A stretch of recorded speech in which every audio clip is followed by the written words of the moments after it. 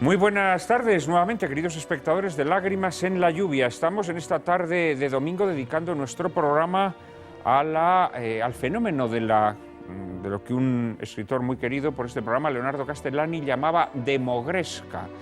Y para ello pues hemos querido remontarnos a sus orígenes y hemos querido saber y preguntar a nuestros invitados si consideraban que el cainismo, la división, la animadversión entre españoles, es en verdad un rasgo constitutivo de nuestro pueblo o por el contrario se trata más bien de un tópico que hemos aceptado. Estaba hablando José Luis González Quirós y tenía que terminar todavía su exposición. Sí, bueno, yo lo que me gustaría decir es que de alguna manera, independientemente de que desde un punto de vista, digamos, histórico, científico, historiográfico, podamos discutir acerca del pasado y de si en España ha habido más o menos unas dualidades violentas y la literatura la refleja, lo que fuera, todo ese me parece un debate interesantísimo y que no suficientemente rico para mil cosas, ¿no? Pero a cambio de eso me parece que lo que tenemos que ver es que eso se ha convertido a veces en un argumento político. Y ese argumento político o político-moral me parece que ahora mismo está vigente. Es decir, hay un cierto interés en algunos, no en todos, en perpetuar, digamos, lo que podemos llamar el mito de las dos Españas, ¿no? Es decir, aquí o se es conservador, o se es socialista, o se es de derechas, o se es de izquierdas, o se es no sé qué, no sé cuánto. Entonces, eso me parece que es un mal que nos aflige, ciertamente, un mal que nos aflige porque, sobre todo, impide a la gente pensar con libertad y referirse a los fenómenos reales de la vida política, de la vida económica y de la vida social con amplitud de miras. Entonces, esa especie de encartonamiento y esa leyenda de que los españoles pues, son ingobernables o de que son insolidarios o de que la división es lo que más nos gusta, pues yo creo sencillamente que no es cierto y que está siendo utilizado muy frecuentemente de manera muy interesada. A mí me parece que los españoles tenemos, como todos, defectos y virtudes, pero que hemos dado sobradas muestras de que cuando hay cosas que merece la pena compartir y que merece la pena promover y que merece la pena tener en común, lo hemos hecho. Lo único que ocurre es que a veces la política consiste justamente, para nuestra desgracia, en fomentar la división, para fomentar un motor político que esa cosa de los nuestros, ¿no? Por ejemplo, frente al fenómeno que hoy en día es ubicuo, y termino ya, de la corrupción, pues el hecho de que haya gente que reaccione y pretenda que se reaccione además con la solidaridad de los tuyos para negar tu corrupción y afirmar la del contrario, cuando lo que realmente habría que procurar es que unos y otros, los unos con H y los otros con H, ¿verdad?, pues acabasen y que acabásemos entre todos con cosas que resultan más bien intolerables e indignas, ¿no? Gonzalo. Vamos a ver, los españoles claro que somos gobernables, lo hemos sido siempre.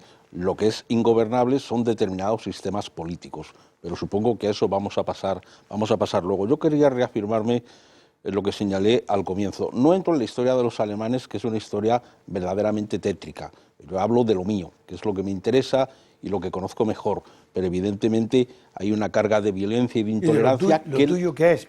Lo español. Literatura española. Lo español. Es decir, no niego que la historia, es evidente que la historia de Alemania no es precisamente una historia ejemplar ni una historia benéfica y que han perpetrado matanzas sin cuento y que la colonización en África de los alemanes, de los belgas, es infinitamente más cruel y más despótica y más cargada, más merecedora de leyendas negras que la española en América. Pero yo estaba viniendo en este momento a otro tema. Antes cité el poema de Cid. Mira, hace un par de semanas, pues repasando unas cosas de Unamuno, reparé en un artículo que había publicado en Helios cuando recibe Soledades de Antonio Machado. Y ahí Antonio Machado y Unamuno establecen una conversación interesante. No, es que los franceses conversan muy bien, porque los franceses, para empezar, se dan la razón en las conversaciones y dándose la razón se llevan la contraria, que es una manera amable de centrar las cosas. Y decía Unamuno y decía Antonio Machado, y los españoles inmediatamente nos situamos en la disputa. Bueno, con esta lectura yo me marché a una mesa redonda y como no tenía ganas de crispar las cosas, pues decidí tomar partido por eso, por la conversación. Y a mis tres contertulios de mesa, que teóricamente y en la práctica éramos personas con ideas muy discrepantes, les di la razón. Oye, les ofendí muchísimo. Dijeron, es el colmo que tú nos des la razón, no lo podemos tolerar que nos des la razón. Una cosa curiosa, en España compites más con los que estás de acuerdo que con los que estás en desacuerdo.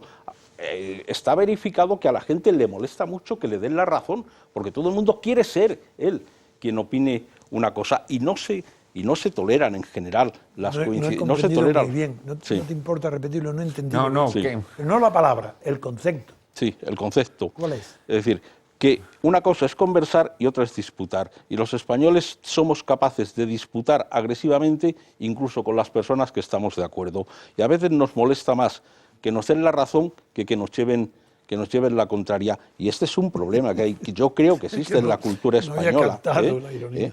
Y todos los partidos, pero si es la frase esa de Pío Cabanillas, cuerpo a tierra que vienen los nuestros. Es decir, ahora es una sociedad históricamente absolutamente desvertebrada y llena de discusiones cruzadas por todas partes. Insisto, muchas veces se perdona menos el estar de acuerdo que el estar en contra.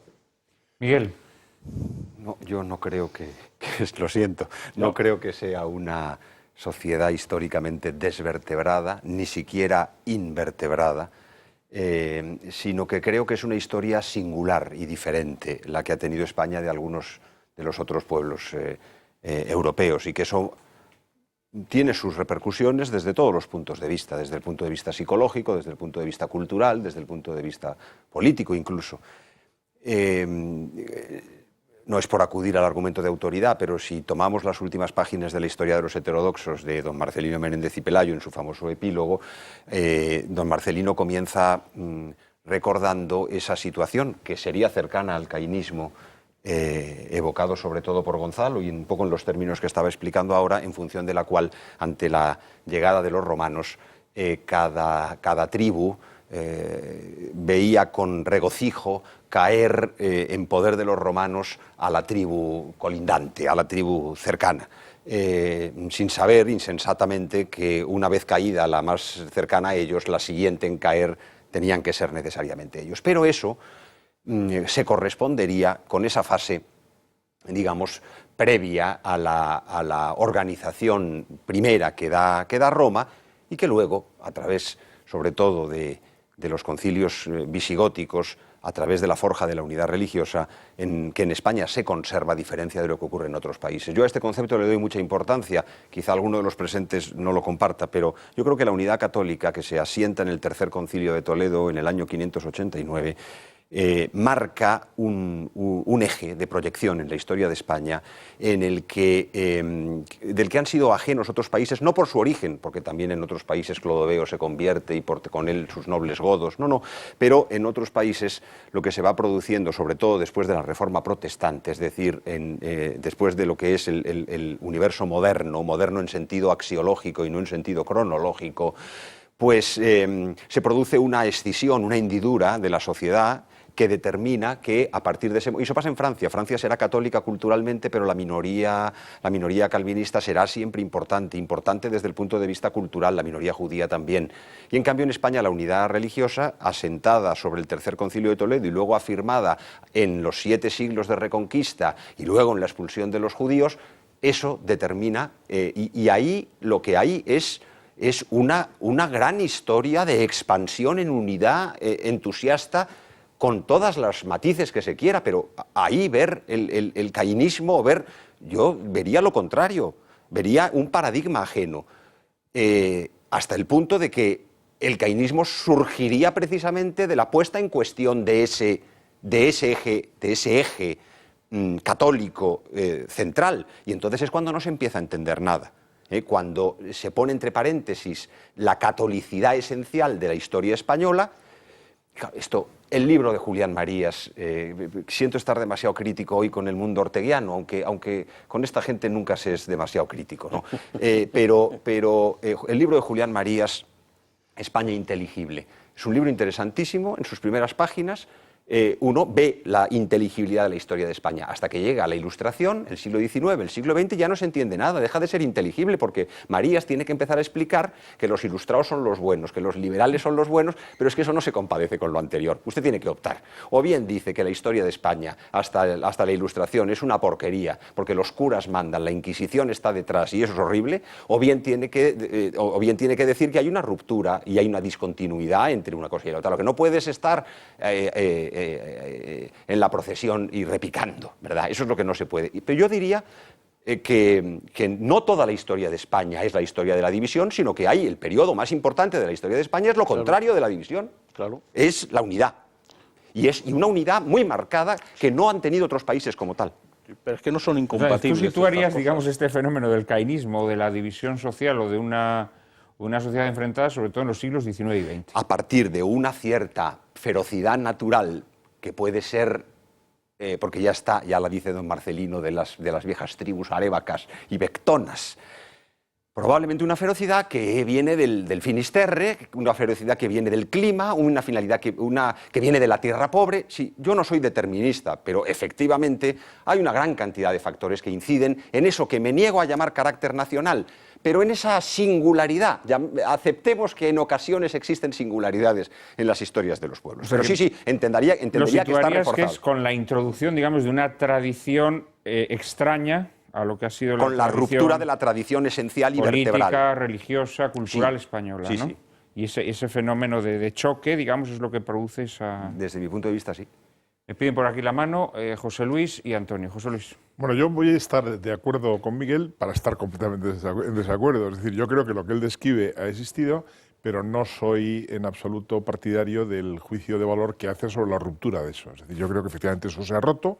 A partir del 18 y el 19 la historia de España es distinta, es una historia en la que ya no hay unidad, hay un enfrentamiento continuo entre el elemento, digamos, tradicional católico y el elemento modernizador, y efectivamente uno tiene que situarse frente a ese conflicto de una determinada manera, y quizás sea verdad, aunque yo no soy tan anti-Marías y mucho menos tan anti-Ortega como es Miguel. Yo creo que ahí hay... Quizás las ideas historiográficas de Ortega no sean precisamente lo mejor de su obra, pero yo creo que en la filosofía de Ortega, que me he parecido conocer razonablemente bien, hay muchas cosas valiosas y es un error bastante grueso el atacarla de manera radical, ¿no? Pero, en fin, efectivamente estoy de acuerdo contigo, por tanto, en que eso ha existido y que el problema está cuando eso se rompe. Ahora, ¿cómo se valora esa ruptura? Es precisamente la gran cuestión de la historia política, intelectual y cultural de la España contemporánea. Es decir, efectivamente, frente a Fernando VII y frente a los liberales, uno puede estar con Galdós o puede estar con el obispo de León, aunque en esto no esté en el mismo plano. Es decir, uno puede estar con la idea de que existe un partido de Dios y que habría que seguir sus doctrinas, o puede estar con los liberales. Eso es evidente, que ahí hay una ruptura, ¿no? Como es evidente que esa ruptura, por cierto, ha existido finalmente y en otro momento también en la propia tradición católica. Es decir, evidentemente lo que se dice en el sílabus y lo que han dicho los papas de este siglo, pues, ¿qué quieres que te diga? No, pues no es lo mismo. Ese es un gran tema que yo preferiría que no mezcláramos hoy. Pero no lo mezclamos, pero como nos conocemos, hablemos en serio. Es decir, es evidente que ha habido una ruptura de ese esquema de unidad de la cultura católica, y que eso es un problema muy importante en España. Y que además es un problema, entiendo yo, mal resuelto. Me parece que está mal resuelto. Estoy de acuerdo contigo en que la guerra civil o incivil, como la ha llamado galanamente Gonzalo, es una guerra en la que hay un factor religioso importantísimo. Y por tanto no es una guerra que dé lugar a una noción política. Claro, ese es también el fracaso, que no se aprovecha la guerra, claro, para arreglarlo, ¿no? Pero bueno, yo no comparto tu juicio histórico. Es decir, a mí me parece que en el fondo España, que históricamente le ha prestado unos enormes servicios a la Iglesia, probablemente incluso más que los que la Iglesia le ha prestado a España, si se puede hablar así, ¿no? Sin duda. Pero no ha resuelto bien el conflicto que ha supuesto la modernidad, que es un conflicto que ha tenido también muchos problemas, como no se te escapa de ninguna manera, para la propia Iglesia. Es decir, evidentemente con la entrada de la modernidad en el terreno filosófico, en el terreno científico, en el terreno político y en cualquier terreno, esa unidad que yo creo que ha existido y que es la singularidad de la historia española, se rompe. Ahora, tampoco creo que eso debiera de dar lugar al cainismo. Eso lo que da lugar es a una lucha ideológica bastante fuerte, que me parece a mí que lo lamentable es que no ha habido suficiente inteligencia para superarla, para entenderla desde un paradigma superior, es decir, por ejemplo, para respetar la libertad de conciencia y para no considerar que tenga que haber una adscripción política que siga inmediatamente a las ideas religiosas, por ejemplo, para tratar de negarle, digamos, a un católico la posibilidad de ser de izquierdas o de ser liberal, o al revés, para tratar de negarle a un izquierdista o a un liberal radical su condición cristiana, ¿no? Eso me parece que ha pasado aquí y que de alguna manera sigue pasando. Desgraciadamente pasa menos porque hoy en día esas cuestiones serias y de fondo no le interesan casi a nadie, ¿no? De manera que por eso digo que estoy en parte de acuerdo con el análisis de Miguel, pero también en profundo en desacuerdo respecto al juicio político y moral que le merece la ruptura, ¿no? Yo, Juan Manuel, quisiera en este punto solamente decir que no voy a entrar en el asunto importantísimo que en su réplica ha introducido José Luis González Quirós del impacto de esa rotura de la unidad de la historia de España y que también tiene su impacto, su reflejo en la propia Iglesia. Este es un tema capital, este es un tema interesantísimo. Pero nos saca pero yo creo que nos saca del tema. Entonces, yo te pido disculpas, pero porque nada me gustaría más que abordar esa cuestión, pero me voy a contener. Bien.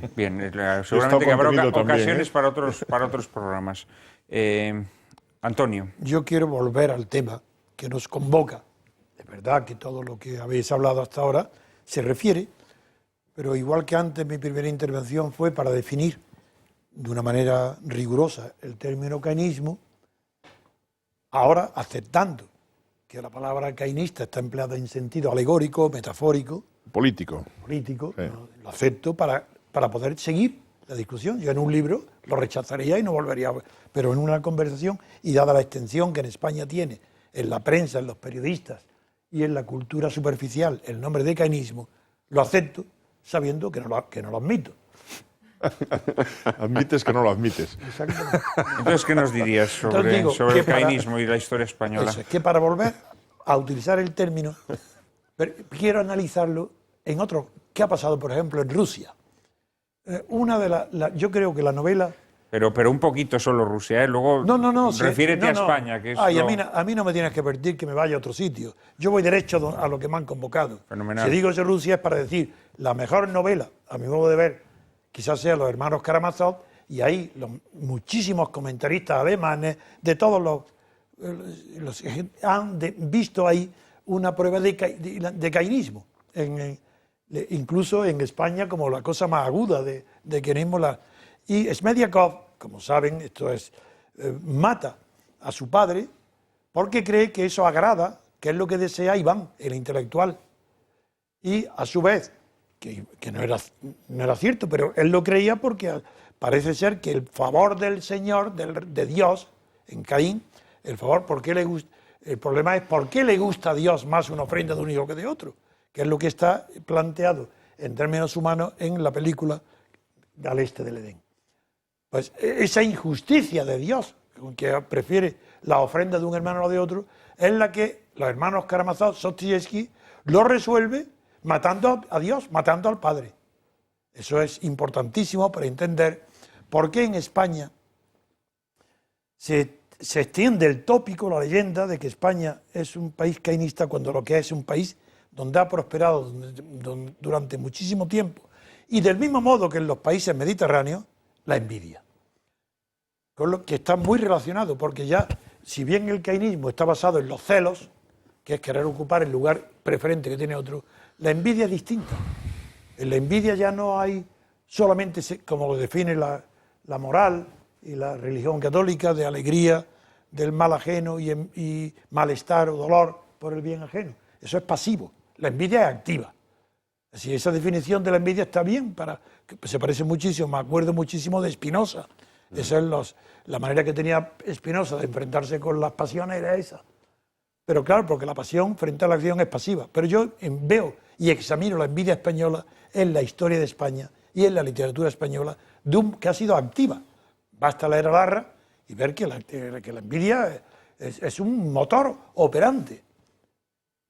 Y recientemente ya paso a épocas vividas por mí, en la infancia mía, pues en los colegios y en las familias, afortunadamente no en la mía, pero lo veía, que las madres, en una época después de la Guerra Civil, con una miseria absoluta, no pobreza, miseria de verdad, las madres educaban a sus hijos en la envidia, porque la envidia activa ya no es sentimiento de alegría o pena. De la envidia arranca primero la murmuración y termina en calumnia.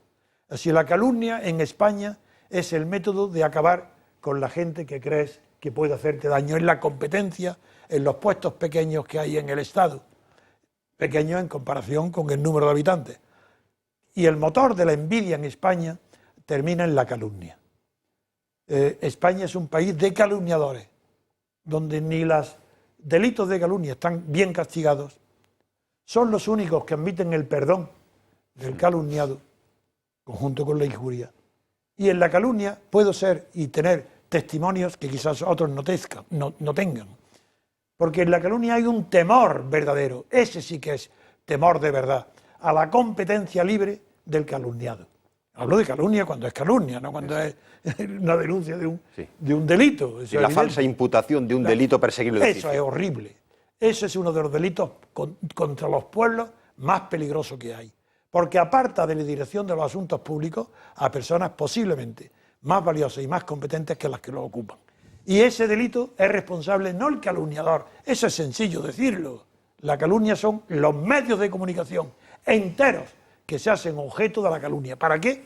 Porque temen a la libertad, temen a la competencia. Ese es el daño tremendo de la envidia, que la envidia se transforma en motor de la calumnia. Y la calumnia aparta de los pueblos a las personas mejor preparadas para dirigirlos o para tener soluciones, porque no se calumnia a una persona mediocre. No se calumnia a aquel que temes que te quite el puesto. Es decir, la calumnia es Felipe González, Suárez, Aznar, Rajoy, Zapatero. Esos son los que han calumniado. ¿Y esa calumnia en qué consiste? En decir que lo mejor es el consenso. Y durante 20 años parece que es una maravilla. ¿Y hoy dónde está el consenso? Y nadie dice nada. Y lo siguen buscando el consenso. Es decir, que es el enemigo número uno de la libertad. De expresión, por supuesto, pero es mucho más grave. De la libertad de pensamiento. El consenso la prohíbe. Y sin embargo se sigue añorando. Cuando lo que había que hacer es poner en la picota pública a todos los difamadores, a todos los calumniadores, pero por sistema. Eso es lo que arruina a un pueblo. Y lo que en España se distingue de otros pueblos europeos, yo lo sé, es porque aquí es casi impune la calumnia. Y en otros pueblos no. Dos cosas sobre este asunto que me parece muy interesante. En primer lugar, el otro día, hace ya un poco de tiempo, estaba yo leyendo un libro extraordinario de Hannah Arendt y de repente me vi en una nota, tiene un montón de notas al pie, que a veces no se pueden leer bien porque ven en la parte de atrás, en la edición que yo manejaba y tal, pero una nota que me llamaba mucho la atención, que era una nota en la que ella decía, yo no lo sé porque no lo he investigado, pero en fin, Hannah Arendt no suele hablar de memoria, que en lo que hemos entendido como el decálogo, el mandamiento que dice no levantarás falso testimonio ni mentirás, en la versión más original, la versión judaica, y incluso en las primeras versiones cristianas, es no levantar falso testimonio, es la calumnia. Es decir, la calumnia es lo que es el delito grave. La mentira es otra cosa. La mentira puede ser defendible y en muchos momentos puede ser admisible porque es una manera de defenderse y tal, ¿no? Pero la calumnia efectivamente era lo que era condenado, precisamente como un sistema para evitar lo que estaba diciendo Antonio, ¿no? Ahora bien, a mí me parece que tampoco cabría definir a nuestro país como un país esencialmente calumniador. Yo creo que, porque además, en el caso en que haya existido la calumnia, en los casos en los que la calumnia ha sido operativa y ha tenido éxito, el problema donde está no es tanto, como tú decías, y tienes razón, el que el calumnia, ni siquiera en los medios de comunicación. El problema está en quien se lo cree y no hace nada por comprobar. Y entonces, a mí me parece que nosotros, por ejemplo, nuestra imagen externa muchas veces es la imagen, los españoles, el Quijote. Yo creo que nosotros estamos mucho más cerca como pueblo, aunque es de Sancho Panza. Claro. Es decir, tenemos una conformidad probablemente que puede ser ensalzada desde muchos puntos de vista, pero que desde otros es realmente lamentable. Sin duda. No tenemos una cierta tendencia a comprobar. La gente se cree casi cualquier cosa. Y ese es el problema de la calumnia. La calumnia no solo es perversa moralmente, sino que sobre todo es muy grave socialmente en la medida en que es aceptada por una sociedad pasiva que se cree casi cualquier cosa, que tiene muy poca capacidad de tener un criterio propio. Y porque no cree en la virtud. Claro, no, y porque no si cree... calumnian, desea que sea verdad. Sí, efectivamente, porque eso tiene otro aspecto, efectivamente, tiene un aspecto, digamos, de moral del resentimiento a la nietzscheana, ¿no? Desear que todo el mundo sea tan vulgar y tan poca cosa como yo, ¿no?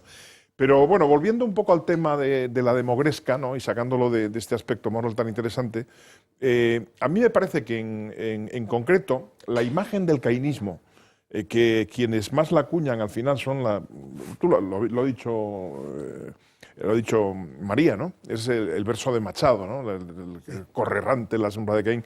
La generación del 98 yo creo que cometió varios pecados, pero la llamada generación del 98 cometió varios pecados, pero uno de ellos fue el pecado de simplificación, ¿no? Sí. El pecado de simplificación. Entonces tuvo una visión del pasado que ella sí que es cainista. O cainita, perdón.